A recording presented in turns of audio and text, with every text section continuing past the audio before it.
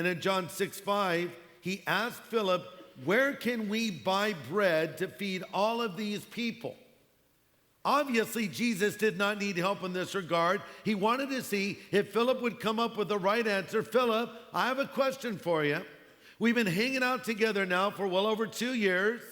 You've seen me do all kinds of miracles. Just kind of wondering if you have any ideas here.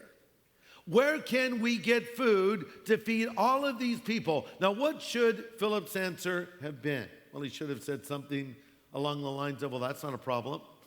You're God. You could materialize food just as God sent manna down to the Israelites in the wilderness. You could materialize money to go buy food, like when we got that coin out of the fish. So whatever, it's no problem. You're God in human form. That would have been the best answer. But Philip doesn't know what to do. And we read that he says it would take a small fortune to feed them. Like, I don't have a clue. It'd take a fortune to feed all of these people. So it looks like Philip was not learning the material. If this was a test, he would have got a failing grade. And we can look at that and say, well, he should have known better. But do we ever need to be retaught things that we have supposedly learned? Does God have to ever retest us? Of course he does. There are times when we've been walking with the Lord for years and we seem to know so little. How many people we've been going to Harvest for years. We have sat through hundreds of services. We've heard countless Bible studies. Do you remember any of them? No, but we've sat through so many. It's not just about longevity. It's not just about how many years you've been coming here. Have you learned anything? The author of Hebrews in chapter 5 says, you've been Christians a long time now.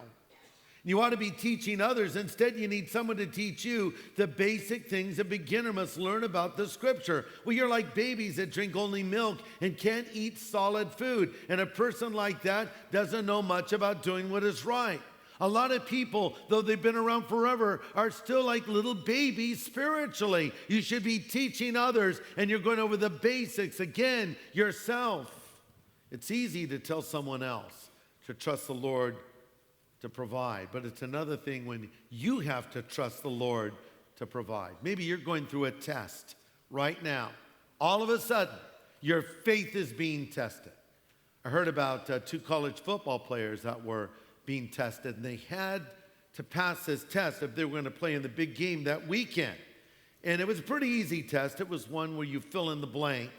And so Bubba was looking it over, and it said, fill in the blank. This was the last question on the test. Here was the question. Old MacDonald had a blank. So Bubba's mystified. He doesn't know. He taps Tiny on the shoulder when the teacher isn't looking. He says, Tiny, I don't know the answer to this question. Old MacDonald had a what? Tiny says, Bubba, you're so stupid. Everybody knows. Old MacDonald had a farm. Okay.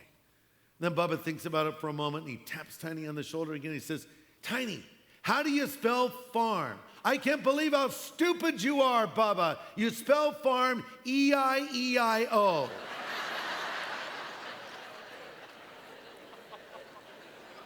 So anyway, Bubba and Tiny were struggling with that test.